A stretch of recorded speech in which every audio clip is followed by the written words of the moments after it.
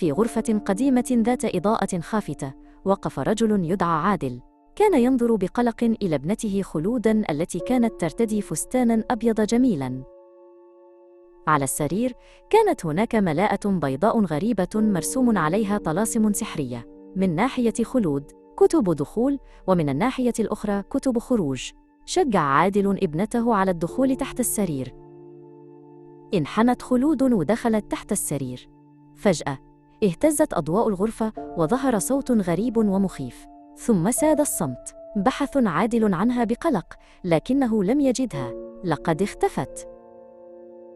تذكر عادل لقاءه بالساحر الغامض في مكان مهجور. أعطاه الساحر ورقة عليها نفس الطلاسم فرشاة قديمة.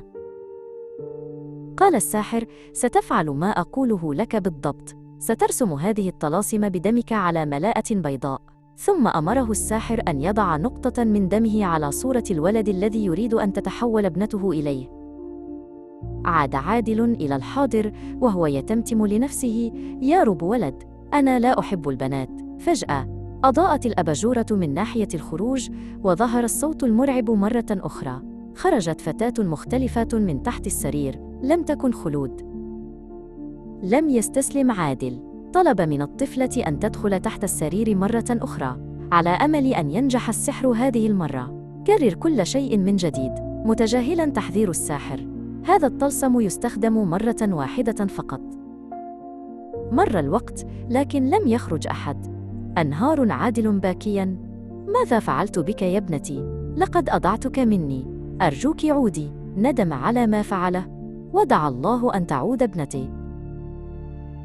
بينما كان عادل يبحث بيأس تحت السرير من جهة الدخول، خرجت خلود الحقيقية من جهة الخروج.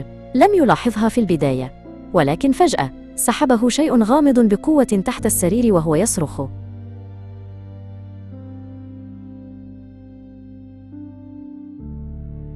خرج من تحت السرير بدلة عادل، ولكن بداخلها كان الطفل الصغير الذي في الصورة. نظرت إليه خلود وسألته: ما اسمك؟ أجاب ببراءة: اسمي عادل. ابتسمت خلود وقالت: هل يمكن أن تكون أخي؟ أمسكا بأيدي بعضهما وخرجا من الغرفة معا.